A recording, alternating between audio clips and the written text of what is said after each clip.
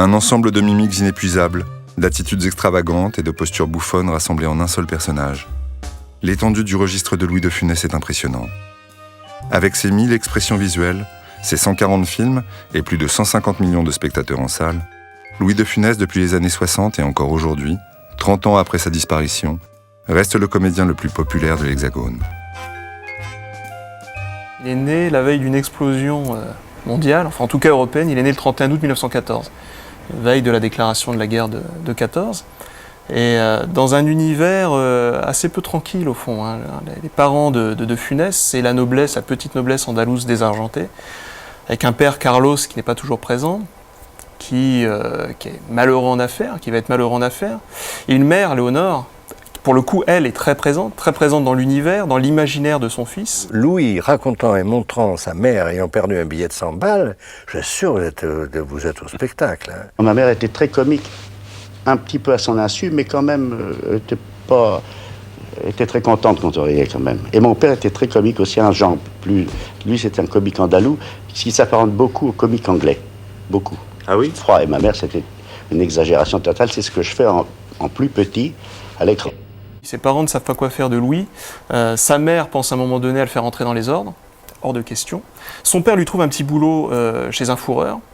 Mais là encore, par sa maladresse, par le fait qu'il n'a pas envie, tout simplement, d'entrer dans ce métier, il se fait virer assez rapidement. Ça m'a permis de faire 1000 petits métiers, 1000 choses qui m'ont permis de connaître 1000 gens, 1000 personnes, 1000 attitudes, 1000 situations que je retrouve maintenant, qui sont... j'ai cette chance d'avoir ça là-dedans, parce que dans une case ici, j'ai tout presque rangé. Ça vient à ma demande.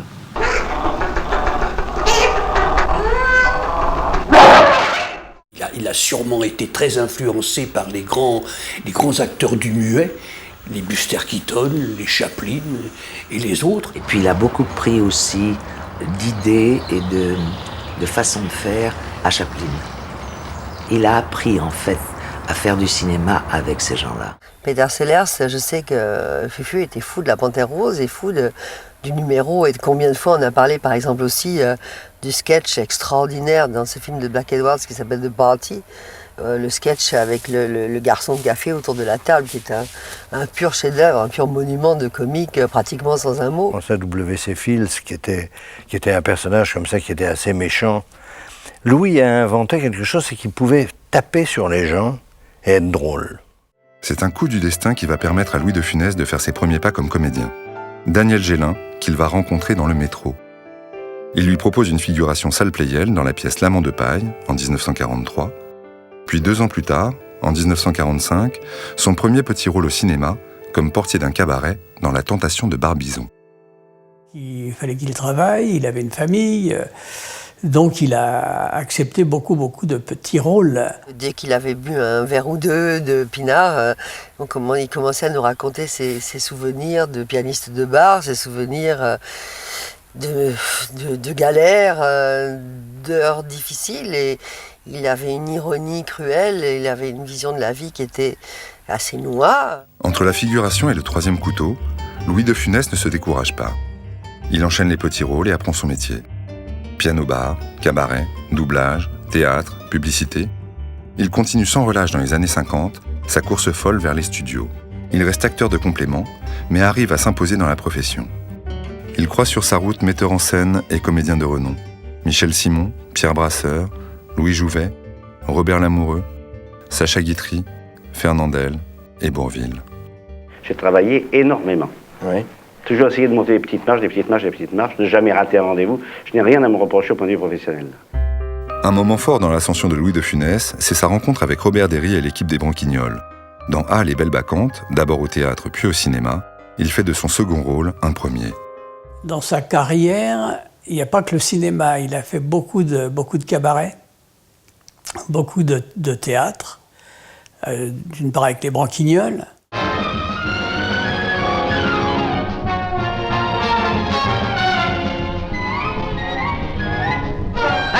Envoyez le défilé de robes! Enchaînez!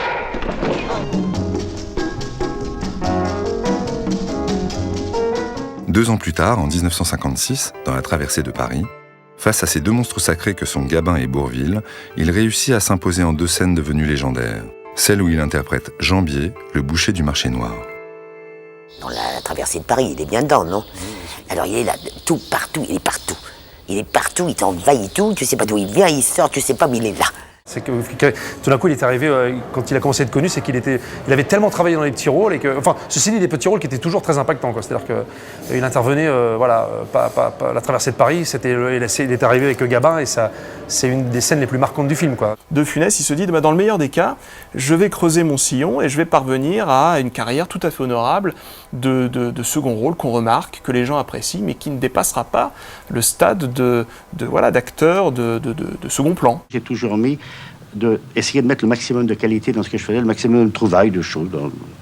Et ça m'a occasionné cette montée insensible. Et puis alors après, quand j'ai été au fait, là, ça m'a effrayé. Là. Mais je ne cherchais pas à aller là-haut. Je cherchais à bien faire. 1957 marque un nouveau tournant dans la carrière du comédien. Après 90 films, on lui offre enfin des rôles en tant que tête d'affiche, avec Comme un cheveu sur la soupe, de Maurice Régamet, Taxi, roulotte et corrida, d'André Hunebelle, puis Ni vu ni connu, d'Yves Robert. Ce n'est pas encore le De Funès qu'on connaît, c'est un De Funès qui se cherche. J'ai tourné avec lui, ce que j'estime être son premier vrai succès cinématographique, c'est Ni vu ni connu. On a eu des fous rires. Yves Robert a fait éteindre la nuit, on tournait de nuit. Tout d'un coup, brutalement, il a fait éteindre les groupes, il a arrêté la lumière, on s'est retrouvés dans le noir, ça nous a calmés. Début des années 60. Plus Louis De Funès devient populaire, plus il gravit dans ses films l'échelle sociale. Désormais, il fait rire en incarnant l'autorité, en jouant les commissaires, gendarmes et autres directeurs. Et la bascule, il la doit à Oscar, pièce de Claude Magnier qu'il interprète brillamment au théâtre et pour laquelle il peaufine chaque soir son personnage de PDG colérique. Personnage qu'on retrouvera dans de nombreux films.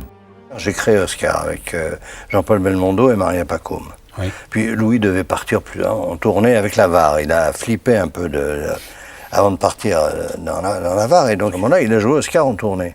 Et Jean-Jacques Vittel a vu le triomphe absolu que faisait Louis, et a rentré le spectacle sur la porte Saint-Martin, où là, il a cassé la baraque. Dans Oscar, moi je suis allé voir en coulisses, il était tellement épuisé, il se donnait tellement, il était entre les scènes, il était couché par terre, il prenait des sucres pour se retaper. Hein. Il a laissé sa vie, il l'a laissé en partie sur scène. Jamais, jamais ne pas faire une représentation à fond. On est arrivé à un moment donné à avoir un tel rire avec la salle qu'on n'arrivait plus, nous, normalement, à dire le texte, sinon il aurait fallu qu'on attende trop longtemps compte tenu de la situation qui était précipitée en scène. Donc pratiquement on faisait des onomatopées. Puis il commence à partir dans une espèce de délire et il s'attrape le nez comme ça, qui devient une espèce de pâte à modeler visuelle avec laquelle il fait, il lâche, il fait là, il le tire, il le coince. Mais on voit très très bien, on voit le nez s'allonger, comme dans un dessin animé. Hein. On voit le nez s'allonger, le coin sous le pied, puis il fait de la contrebasse. La première fois qu'il m'a fait ça, je me suis dit, il a un trou, mais c'est pas possible. Il s'est arrêté de jouer. De Funès lui-même commence à imposer ses choix, commence à imposer ses règles de jeu, ses trouvailles.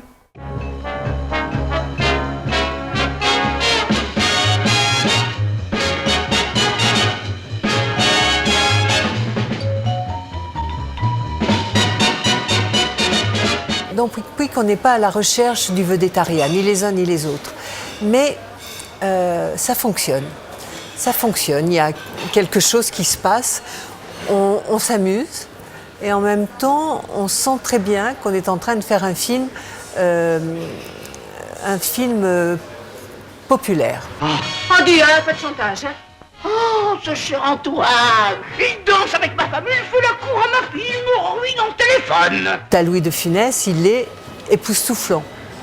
Il a une façon de marcher, une énergie, une façon de parler et un bonheur en même temps d'être odieux. Maintenant, foutez-moi le camp. Mais foutez-moi le camp, mais vite. Il est odieux au-delà des espérances. Donc il devient picsou, il devient avare, il devient mesquin. On a envie par moments de le pousser, de le gifler, de lui dire arrête. Mais il va au bout. Ah non, c'est trop. Je ne peux plus, je ne peux plus. Il y a un film qui aujourd'hui est un peu méconnu, oublié, parce qu'on date en fait l'explosion de Funès à Pouic Pouic. Il y a un film qui s'appelle Carambolage, qui est un film tourné en noir et blanc par Marcel Bluval, et pour la première fois De Funès endosse les habits d'un patron. De Funès va imposer dès Carambolage toutes les composantes de son personnage. Et là, tout d'un coup, ce type s'est mis à avoir un costume et une représentation sociale, le gendarme, l'autorité. Et tout d'un coup, il y a eu une rencontre entre ce qu'il faisait déjà avant, c'est-à-dire d'être ce personnage, et un type social. La base de son comique, c'était un comique qui se moquait de l'homme. L'homme, quand il est petit, se rabaisse. Il devient... il flatte. Et dès qu'il est important, dès qu'il a la puissance, alors... Nous voyons ça tous les jours. Et il demandait toujours, il disait, moi je veux des rôles où je suis à la limite du raisonnable. Il faut que ça soit méchant. Il ridiculisait les personnages qu'il jouait. Il n'était jamais ridicule, mais il les ridiculisait. C'était des parodies de grands patrons, de ministres, de personnages racistes, antisémites, enfin tous ceux qu'il a joués dans nos films. Au moment où c'est pas encore une caricature, où il y a suffisamment d'intensité, de sincérité pour qu'on puisse croire, mais il y a tous les traits sous-jacents de la caricature dessous. Son personnage était quelquefois un homme qui se croyait très important, très intelligent, très cultivé. Mais Louis n'était pas dupe, il savait très bien que ce type était un mariole. On est content de sa manière de s'aplatir parce qu'on sait qu'en dessous, il y a forcément une revanche et que ce n'est pas que de la lâcheté, c'est aussi la tactique. Donc c'est plus intelligent que ça. 1964 est un grand cru pour la carrière de Louis de Funès. Après le refus de Darry Cole et de Francis Blanche d'incarner le fameux gendarme, Louis de Funès, alias Ludovic Cruchot, va connaître un immense succès populaire avec le gendarme de Saint-Tropez, à un tel point qu'il en tournera 5 autres. J'étais à Saint-Tropez quand un des producteurs était en train de discuter le matin au petit déjeuner avec des collègues et il disait alors on va tourner le gendarme de Saint-Tropez, alors vous me mettez De Funès et puis après je ne veux que des ringards, des nuls, hein, parce que je ne veux pas les payer. Alors, ma femme se retourne vers moi, on rigolait, on dit et bien le type qui va tourner ça, et bien c'était moi.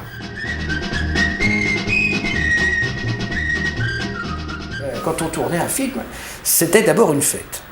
D'abord, c'était pas des films tristes, c'était donc une fête. On retrouvait des copains acteurs qui ne sont pas des tristes non plus. Généralement, pour les gendarmes, c'était 3 mois, des fois 4 à Saint-Trope, très confortablement installés et rémunérés. C'est la rencontre de Funès avec cette espèce de gendarme un peu bête, ambitieux, qui ressemble à un dessin animé.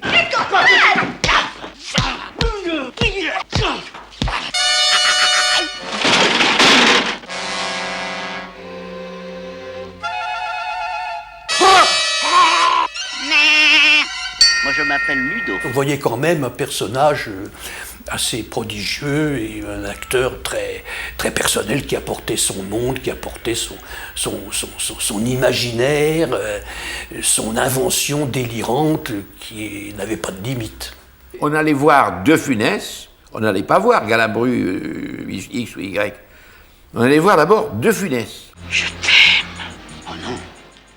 D'abord, en premier, dans le gendarme, j'ai participé de loin, mais enfin activement, grâce à l'amabilité de Jean Giraud, à la mise en scène, au montage. On a fait tout ça en commun et on a fait un très bon film. Ça, c'est la première fois que je fais, où je peux dire que j'ai pris une responsabilité dans le film. Parce que normalement, un acteur tourne un film avec un metteur en scène.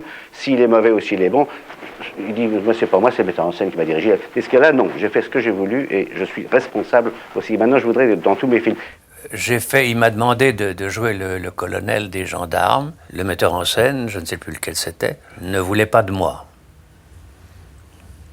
Et il me l'a dit, c'est le metteur en scène qui me l'a dit, il m'a dit, Louis de Funès m'a dit, si ce n'est pas Jacques François qui joue le rôle du colonel, je ne fais pas le film. Il avait besoin d'être entouré de gens qui comprennent ce qu'il voulait. Il n'y avait pas à tirer la courante, il la donnait. Il la donnait, il trouvait des gags pour les autres. Alors, il avait son fameux truc qu'il nous faisait tout le temps. Attention, soyez pas trop bon parce que coupé, il l'a jamais fait. Mes hommages, chère madame.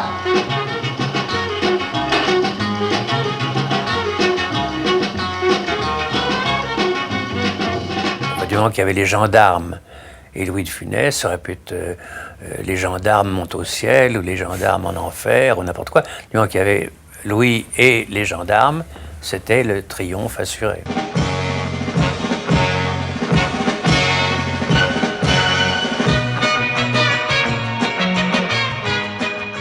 Il embraye tout de suite après sur un gros projet pour le coup. Et ce gros projet, c'est Fantomas. Le plus grand film d'André Hunebelle, avec Jean Marais, Louis de Funès, Mylène de Mongeau.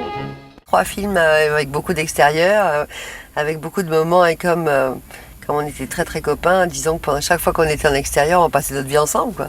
Ça fait beaucoup de temps. Et puis l'idée d'un inspecteur comme ça, colérique, qui apporte cet humour que voulait à tout prix insuffler Hunebelle dans cette adaptation d'un serial. Fantomas a été un tremplin pour lui, parce que je crois que c'est à partir de ce moment-là où il est devenu réellement une star. Il est numéro 2, c'est pas lui la tête d'affiche dans le premier Fantomas, c'est Jean Marais.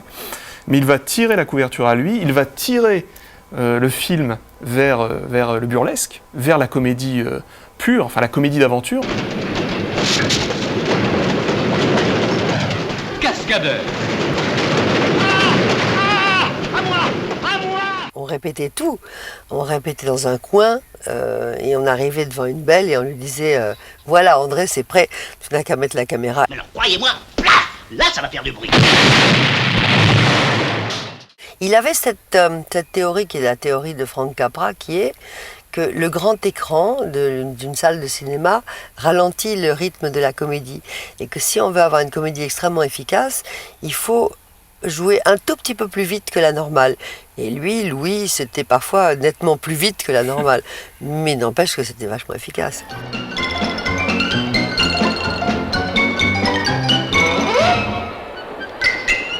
Il y avait 2 bandes. Il y avait la bande de Marais, et des gens avec qui il était très très copain, et puis il y avait la bande de Funès.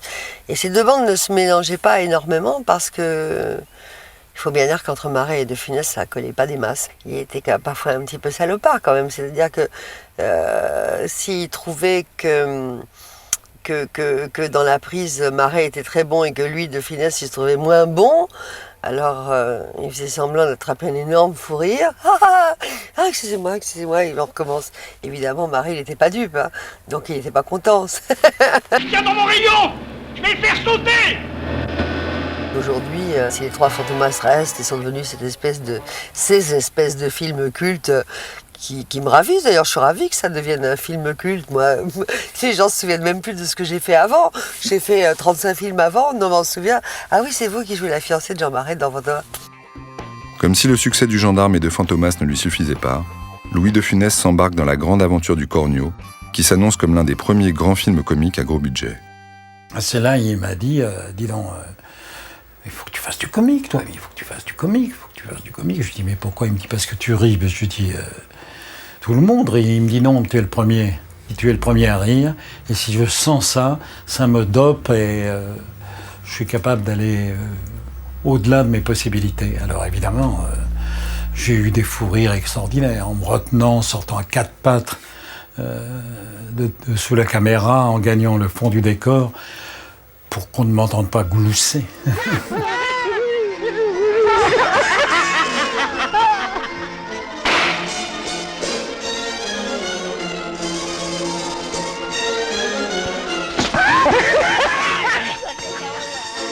Le Cornio a été inventé d'après un vrai fait divers, il y avait un journaliste français qui s'appelait Jacques Angelvin, qui était assez connu, qui s'était fait choper, je crois, me souvenir, à New York avec une grande bagnole, en effet, qui était avec de la drogue à l'intérieur, et qui a fait beaucoup de prison. Ça a été un fait divers qui avait défrayé la chronique à l'époque. Et donc c'est ça qui lui avait donné l'idée de cette vraie comédie, c'est-à-dire que il y a vraiment une atmosphère de vacances.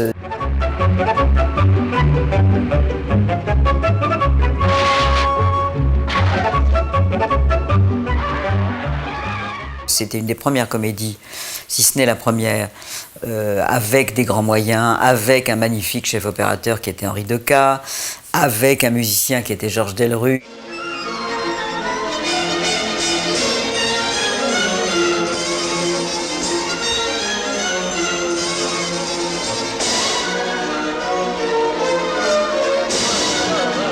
Bourvil étant quand même le personnage grâce auquel le film se montait, il ne faut pas oublier ça, c'était lui la grande vedette, et de créer ce couple avec De Funès, qui était en effet une idée, en tout cas nouvelle.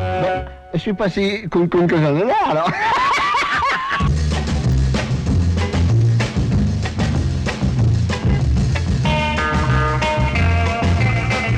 Il y a pour moi la découverte d'un personnage prodigieux, d'une nature.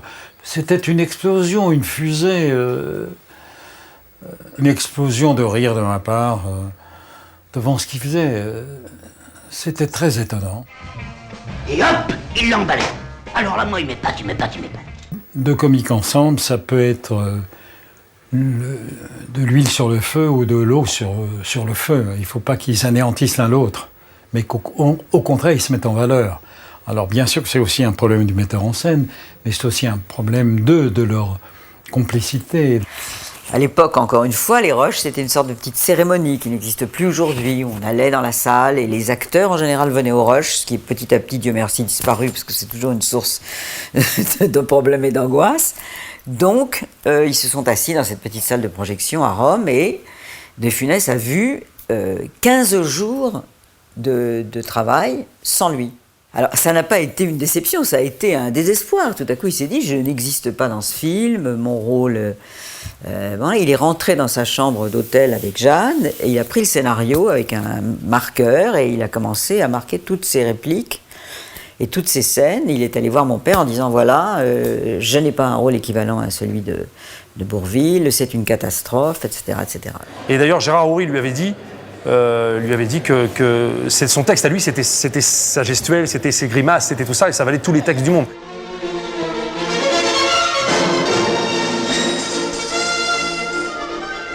Mon père s'est assis dans sa chambre et il a inventé, non pas la scène de la douche, mais la fameuse scène de Rossini où De Funès arrive et répare la voiture, encore une fois scène muette, avec une gestuelle absolument extraordinaire, la musique, et c'est un moment très particulier, très original. Louis de Funès est devenu le roi du box-office, le comique préféré des Français. Gérard Houry réussit la prouesse de réunir 11 millions d'entrées avec le Cornio et a déjà en tête un nouveau projet avec ses deux acolytes. La fin du Cornio, tout le monde se dit, il va y avoir une suite, puis ils sont dans la voiture, ils sont réconciliés, ils éclatent de rire, donc on se dit, bon, ça va. Justement, c'était cette facilité qu'il n'avait pas envie, en tout cas à ce moment-là, de faire, et donc voilà, donc il a cherché un sujet où, alors contrairement au Cornio, finalement, un deuxième road movie, puisque encore une fois c'est un voyage, la Grande Vadrouille, et le titre l'indique bien, mais là où ils seraient ensemble. Alors, j'avais rendez-vous le lundi 15 novembre. Mais non. Si. Mais non. Non, il y a une erreur. Mais moi, je suis né en 14. Hein? Ah oui. Et moi, vous osez me foutez, hein? De Funès est beaucoup plus dans une même dynamique.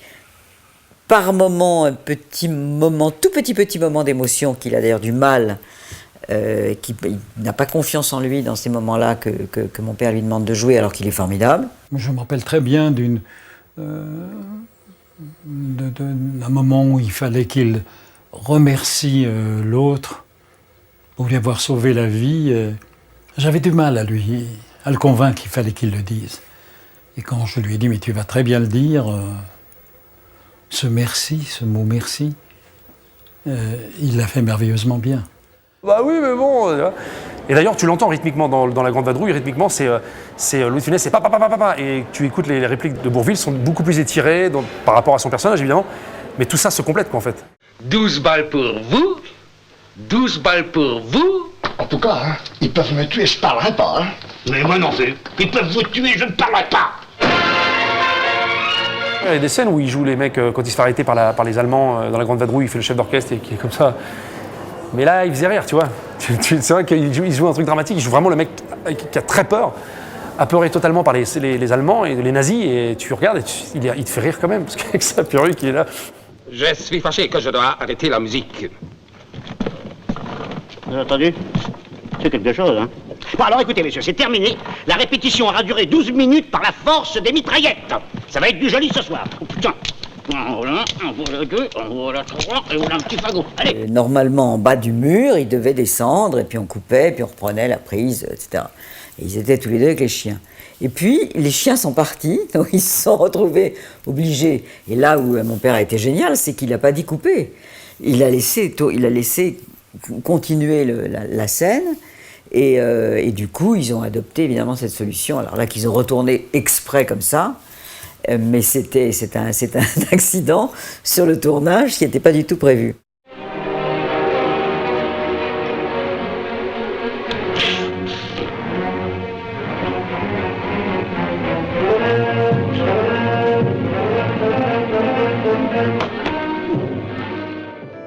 Et la Grande Vadrouille signe un succès gigantesque avec plus de 18 millions d'entrées en France. Il faudra attendre Titanic de James Cameron pour le détrôner. On ne peut plus arrêter le comédien. Les contrats pleuvent, ses cachets sont colossaux. Il fait ce qu'il veut. Après le 3e volet de Fantomas, c'est les grandes vacances. On retrouve Louis de Funès dans Oscar, l'adaptation de la pièce au cinéma, dans Le Petit Baigneur avec l'équipe des Branquignoles. Il s'offre même Jean Gabin dans Le Tatoué et tourne Hibernatus. Comment est morte votre femme? C'était horrible, c'était horrible. C'était là, comme ça, de manger.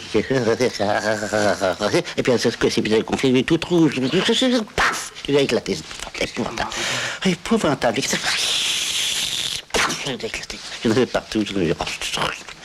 Horrible. On n'a pas souffert. Du tout, du tout. On sait que sur Hibernatus, De Funès, qui s'entendait plutôt mal avec Édouard Molinaro, parce qu'Édouard Molinaro était un metteur en scène impassible, ne réagissant pas aux effets comiques de Funès était très malheureux. Comment me trouvez-vous? J'ai le souvenir de Funès se laissant aller dans Hibernatus, justement, à cette fameuse scène où il allait là, je peux plus dire quelle scène c'est, mais et ça c'était d'une grande fragilité, parce que ça pouvait, il pouvait facilement se casser la gueule.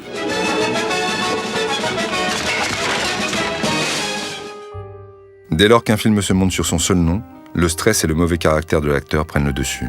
Il veut tout contrôler, du choix des comédiens qui l'entourent aux indications de mise en scène. Louis de Funès est un grand angoissé, et son perfectionnisme le pousse à chaque fois à aller plus loin dans son jeu. Parce que alors comme trac, j'ai jamais vu ça. Lui, il l'avait tous les jours. Et quand un film durait 3 mois et demi... Son rire venait de choses très simples.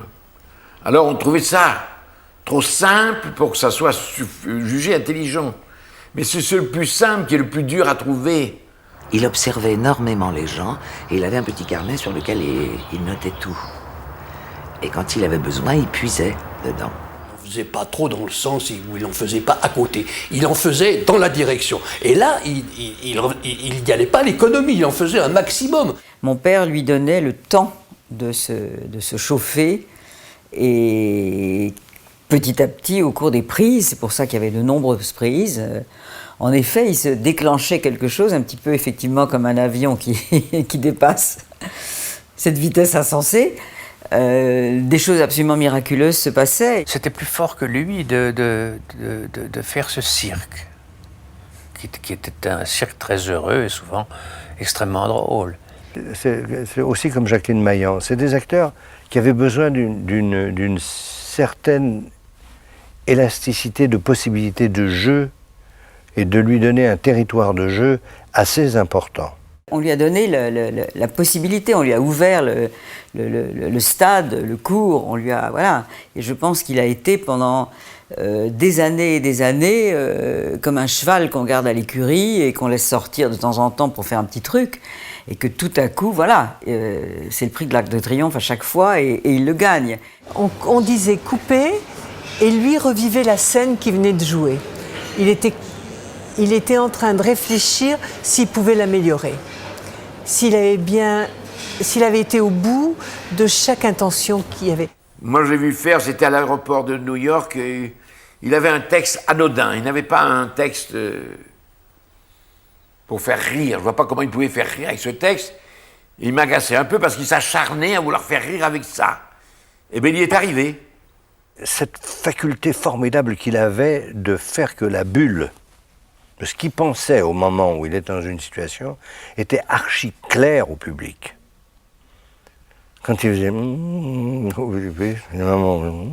il sentait, quand on sentait qu'il allait piéger les gens, ce qu'il faisait d'une façon absolument fantastique. Il jouait les faux culs d'une façon formidable. Louis de Funès cherche à faire de nouvelles rencontres. Il veut surprendre son public et surtout les critiques. Il s'intéresse de près au travail de jeunes réalisateurs. Il avait adoré un film que j'avais fait avec Jean Lefebvre qui s'appelait Un idiot à Paris. Il m'a donné rendez-vous sur le plateau d'Hibernatus, au studio de Boulogne. Il y avait un énorme malaise. Personne ne se parlait, tout le monde se faisait la gueule. C'était absolument incroyable. Pour une comédie, je me suis dit, mais qu'est-ce qui se passe ? Édouard Molinaro m'a dit, écoute, Louis a très envie de faire un film avec toi. Méfie-toi, si j'étais toi, je ne le ferais pas. Parce que c'est un type terrifiant. Il insulte les metteurs en scène, il fait ce qu'il veut, il ne se laisse pas diriger, et tu vas devenir fou quoi, avec ce type. Je suis allé dans la loge de Louis de Funès et il a été charmant. Il faut compter, danser, ne jamais s'amuser, toujours travailler, travailler, toujours compter, danser, ne jamais s'amuser, fini par nous lasser, nous ne voulons plus compter, plus danser, vive la liberté, la liberté. Le fait d'accepter l'homme orchestre, c'est qu'il avait envie d'une part de changer et peut-être, pour une fois, avoir de bonnes critiques. Il est emballé par l'histoire et par le fait de devenir un chorégraphe, de danser, de chanter. Tu fais la, pense aux conséquences. Les poupons, les biberons, les perceaux, les landaux, les pipis et les popos. Les popos. L'homme orchestre, c'est le seul vrai film pop de Funès. Et de ce point de vue, c'est une curiosité. Et c'est un film où il improvise, c'est un film où il se lâche totalement. Pour lui, c'était un danger. Il se mettait en danger parce que on n'était plus dans ce qu'il faisait au niveau des gendarmes ou des autres films qu'il avait fait avant. Le public n'a pas compris tout de suite ce qu'il avait envie de faire, quelle était la direction de sa carrière à ce moment-là.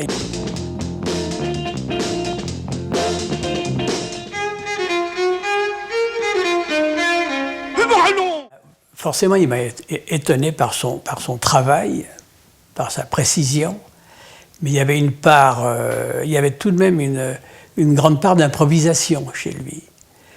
Parce qu'il pouvait totalement dérailler sur une scène. C'est là où il avait son génie. Et il fallait faire très attention parce que souvent, ça déraillait beaucoup, il sortait beaucoup du personnage, et il fallait nous réécrire un petit peu les scènes qui suivaient.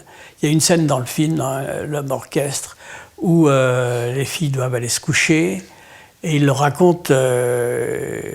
leur raconter une histoire. Mais ça, il ne m'avait pas prévenu.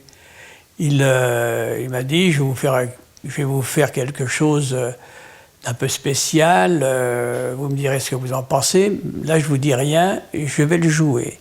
Et il a raconté l'histoire du loup et l'agneau, et c'était complètement hallucinant. Il a fallu se pincer pour ne pas éclater de rire. L'homme orchestre a été un immense succès. On a fait 33 millions d'entrées dans les pays de l'Est avec. Louis de Funès tourne Sur un arbre perché, un deuxième film avec Serge Corbert qui devait être au départ un film dramatique, écrit pour Yves Montand et Annie Girardot. Il y fera la rencontre de Géraldine Chaplin, la fille de son idole.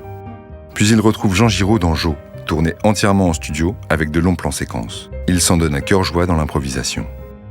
1971, Louis de Funès retrouve Gérard Houry pour un troisième film avec Bourvil dans La folie des grandeurs. Malheureusement, Bourvil meurt quelques jours avant le début du tournage. Voilà, ça a été véritablement d'abord un chagrin et ensuite une décision à prendre que je ne regrette pas. Alors il y a eu bien sûr un travail de réécriture, mais dans le sens surtout de cet aspect du personnage qui avait une forme de séduction, disons, différente.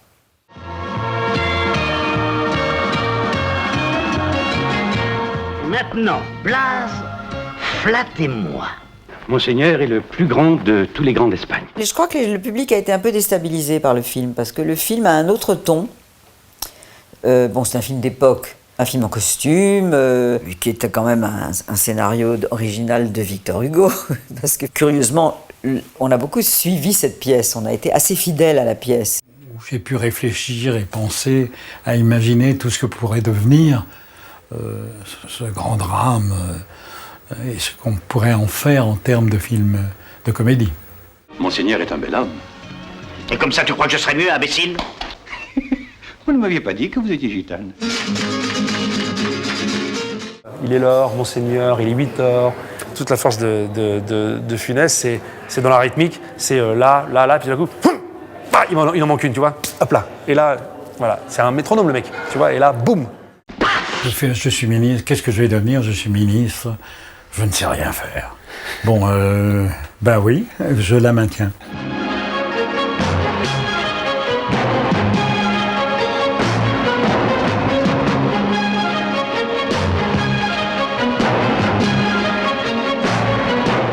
Qui a écrit une magnifique musique pour La Folie des Grandeurs, en effet, parce mon père voulait une musique de western.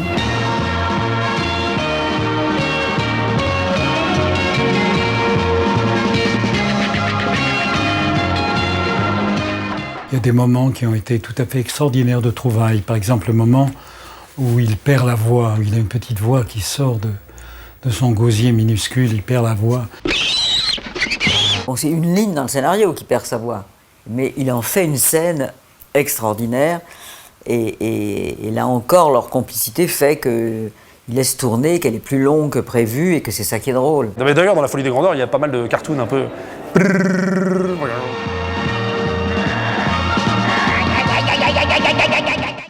Et puis au fil des ans, le film a pris une sorte de ferveur, notamment chez les enfants. Moi j'ai vu ça chez mes petits-enfants. Quelque chose justement qui touche au burlesque, au costume, à ce ton quand même extrêmement libre par rapport à une œuvre classique. Qui fait que je pense que ce qui avait un tout petit peu déstabilisé le public de l'époque a été ce qui a rendu le film plus intéressant au fil des ans. La Folie des Grandeurs fera tout de même plus de 5 millions d'entrées. Louis de Funès est baptisé par la presse le roi de Paris, le bienfaiteur de l'humanité. En 1972, Louis de Funès reprend le chemin des planches avec sa pièce fétiche Oscar. Un an plus tard, le comédien termine les dernières répétitions de la Valse des Toréadors, pièce de Jean Anouilh. Au même moment, en octobre 1973, il est à l'affiche du dernier film de Gérard Houry, Les Aventures de Rabbi Jacob, pour lequel il s'est dépensé jusqu'à épuisement. Rabbi Jacob me fait mourir, c'est mon film favori. Rabbi Jacob, là, fantastique Louis, ce goût de la musique et du rythme et du jazz.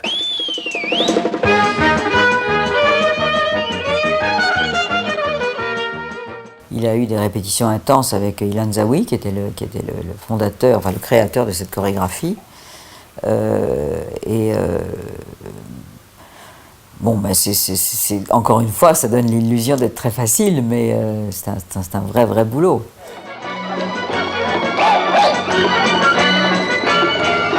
J'étais dans le métro, puis j'ai commencé à regarder le scénario, puis je voyais marqué, je feuilletais les pages, comme ça je voyais Salomon. Salomon,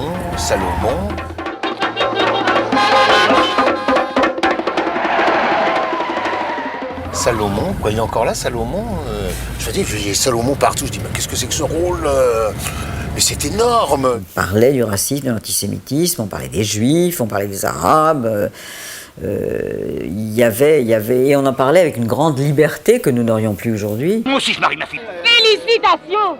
C'est pas ma fille, la mariée elle est noire, elle est noire. Et moi, regardez comment je suis. La Gaumont d'ailleurs, qui avait produit le film d'avant, qui était donc La Folie des Grandeurs, et celui d'avant qui était Le Cerveau, n'ont pas voulu faire Rabbi Jacob. Monsieur ne m'avait pas dit que monsieur était juif. Parce qu'hier, je ne l'étais pas, voilà. Faut pas oublier, c'est que c'est un film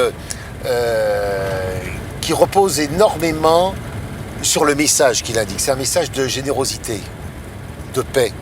Concernant Louis de Funès, évidemment, on écrivait les films pour lui.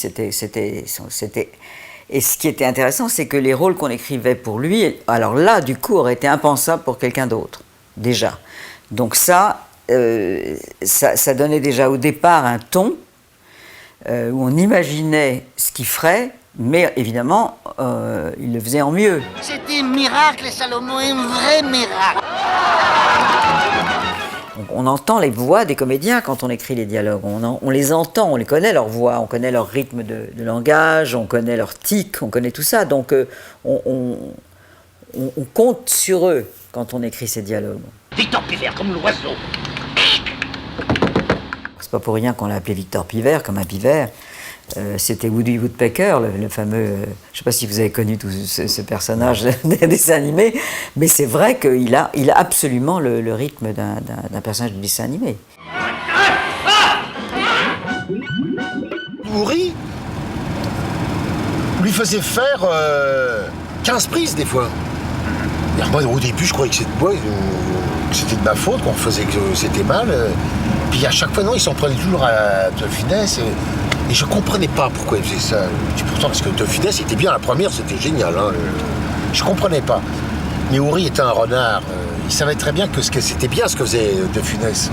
Mais si lui, on faisait faire une dizaine de prises, au bout d'un moment, De Funès serait forcé de trouver autre chose, et là, ça serait génial. Mon père le poussait, mais de temps en temps, c'est vrai que quand, par exemple, il disparaît dans la cuve de chewing-gum et il reparaît, ce qui était en effet imaginé dans le scénario, mais il le refait une deuxième fois sans qu'on lui demande. C'est ce qu'il a fait d'ailleurs, c'est ce fameux incident qui a eu lieu pendant le tournage de Rabbi Jacob, où tout à coup il a dit « je ne veux pas faire des grimaces », alors que ce n'était pas des grimaces gratuites. Je fais pas de grimaces, mon Dieu. Là, si tout à coup il ne faisait plus de grimaces, il n'y avait plus de scène. Donc c'était pas du tout gratuit. Et c'est tombé là-dessus ce fameux jour où il a lu cette critique sur un autre film qui était sorti la semaine d'avant. Et ça l'avait ulcéré. Je ne fais pas de grimace, ça j'ai horreur qu'on dise. Dans le temps j'en ai fait, ah oui, dans le temps. Je n'étais qu'une grimace, mais maintenant non. Disons que j'ai un visage mobile. Les aventures de Rabbi Jacob signent le 4e succès consécutif au box-office en tandem avec Gérard Oury. Louis de Funès aura désormais une confiance aveugle en son réalisateur. Qu'est-ce que Gérard Oury représente pour vous maintenant ? Ben, il m'a remis sur les vrais rails que je ne quitterai plus maintenant de ma carrière, c'est-à-dire essayer de faire des films de qualité. Un nouveau projet intitulé Le Crocodile va prochainement voir le jour. Malheureusement, l'acteur est victime d'un infarctus en 1975 et le projet avorte. L'histoire d'un dictateur dans un pays imaginaire d'Amérique du Sud, et qui était un homme, un dictateur de droite, qui, à la faveur de tout à coup d'un révolte dans son pays, il était marié avec une cantatrice avec laquelle il y avait des rapports extrêmement difficiles. On rendait un culte au char avec lequel il avait pris le pouvoir, il était sur un piédestal. On l'appelait le crocodile, c'était son surnom, etc. Et donc voilà. Et puis donc Louis a eu son infarctus. Ben effectivement. Ça n'a pas pu se faire. De Funès, star du box-office, devient du jour au lendemain infréquentable dans la profession. Une longue convalescence va être nécessaire au rétablissement du comédien, passé à 2 doigts de la mort. C'est un producteur fou et acharné, Christian Fechner, qui le fait revenir au cinéma avec L'aile ou la cuisse de Claude Zidi. À l'écran, c'est un autre De Funès qu'on découvre, amaigri et moins électrique dans son jeu. Je pense que le fait même qu'on dise, que les médecins disent, et c'était tout à fait justifié, qu'il fallait faire attention. Rien que cette phrase déjà, ça va pas avec la dynamique de Louis de Funès. C'est dur quand même, quand il pense. Tu te dis, putain, le mec il s'est battu toute sa vie pour avoir ce personnage, et puis tout d'un coup c'est son cœur qui lui fait défaut, parce que le physique, parce qu'il peut plus tenir la rythmique, la dynamique de ce personnage. Mais ouais, ça a été adapté. C'est sûr qu'il y en avait un et avant, c'est-à-dire que tout d'un coup le jeu était beaucoup plus lent, et lui il a réadapté. J'ai nommé. J'aimerais passer ma commande, s'il vous plaît. J'ai nommé Louis de Funès. Excuse me, but I have reserved one table for me. I am Mr. Young.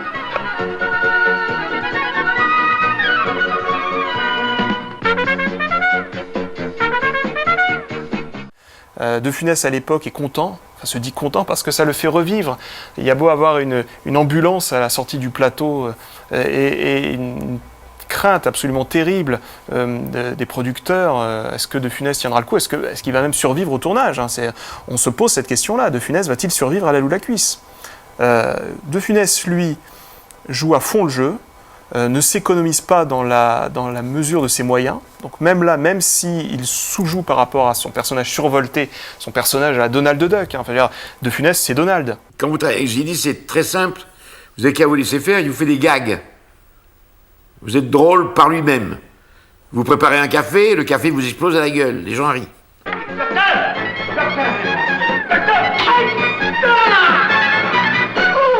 Son tandem avec Coluche, dans La Loue la cuisse, c'est une forme de passage de relais. Il transmet à la génération du café-théâtre le bâton de maréchal de la comédie.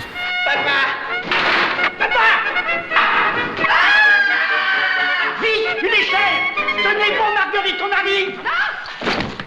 Pas d'échelle! C'est quand il devait tourner avec Coluche, il le connaissait pas trop, c'est encore un peu cette espèce de mec de café-théâtre, tu vois, que la jeune génération aimait beaucoup. Est-ce qu'il se voyait jouer avec lui? Et puis tout d'un coup, son fils, d'ailleurs, parce que je crois que sa famille, était très importante pour ses choix.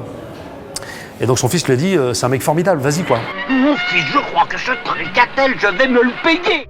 Malgré tout, La Loue la cuisse est un succès. De Funès ressuscité prend sa revanche sur ceux qui l'avaient enterré un peu vite. 1 an plus tard, le même Fechner saisit l'opportunité de réunir à l'écran De Funès et Annie Girardot. Ils en rêvaient, Zidi l'a fait. Bernadette. Guillaume, nous sommes mariés depuis 23 ans. Tu m'as eu jeune fille, tu m'as gardé femme, je t'admire malgré ton génie, je t'aime, mais maintenant j'ai sommeil. Dodo. On s'est complété, parce que je veux dire, c'était drôle cette histoire. Et comment il l'a fait je ne peux pas expliquer, je veux dire, ça a été inné. Pour moi, ça a été une rencontre foudroyante avec un acteur. L'invention qu'il avait, je veux dire. Et puis en même temps, une espèce de tendresse qu'il y avait dans ce couple. Et c'est ça que j'ai aimé beaucoup. Alors, derrière la maison, il y a de la place. Mon potager. Le potager, 200 mètres carrés. Guillaume. Ma chérie. Jamais. On était vraiment la bonne femme et son bonhomme. Hein. Et on s'engueulait, mais c'était de gaieté de cœur. Puis après, on rigolait. Il mériterait que je divorce. On ne divorce pas, j'ai d'ouvrir la case. Il est exactement ce que doit être un acteur. Il est là, il sait ce qu'il a, il donne, il regarde et il s'étonne. Tu as détruit mes rêves. Tu as piétiné mon cœur. On a une photo d'ailleurs tous les deux, qui a étonné tout le monde, parce qu'évidemment c'était presque... c'était comme deux amoureux, ce qui n'était pas le cas, mais finalement, utopiquement, je veux dire, c'est une espèce de chose, et c'est vrai qu'on s'aimait vraiment. Mais c'est tout. Ça n'est resté que sur la photo. Ni dans le film, ni dans la vie, il y a eu quoi que ce soit de ça. Mais sur la photo, oui.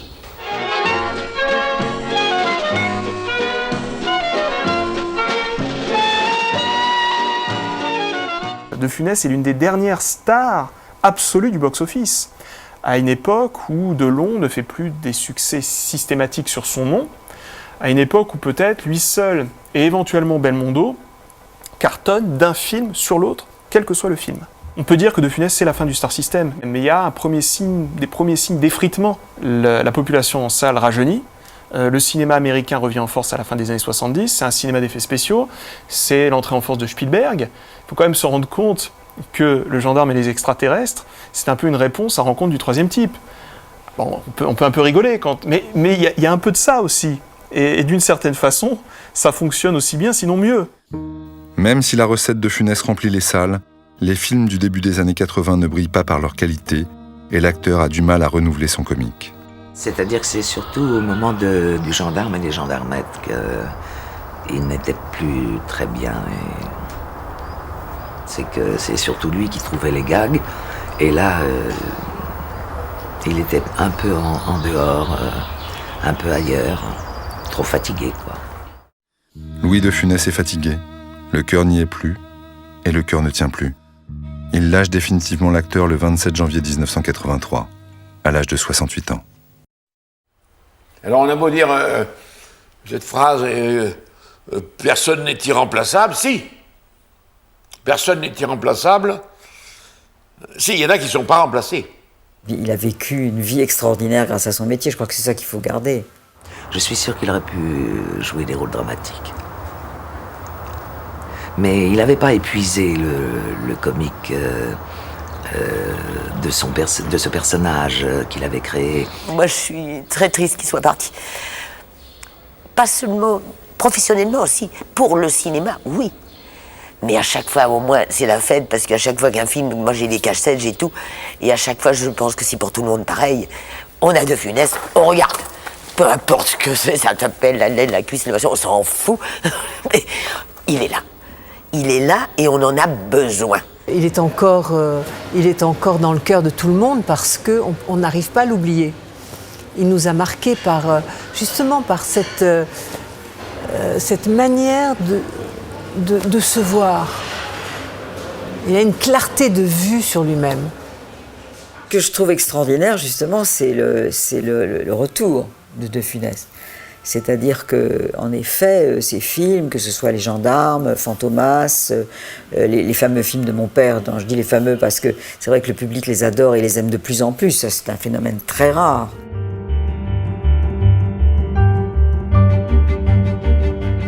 Louis de Funès, 30 ans après sa disparition, fait toujours rire. Son comique est intergénérationnel. Son génie du burlesque muet et son personnage de Français impulsif et râleur sont gravés à jamais dans nos mémoires. En atteignant une forme d'absolu dans son jeu, il a créé un comique que personne, ni avant, ni après lui, n'a égalé. Il a passé le mur du son.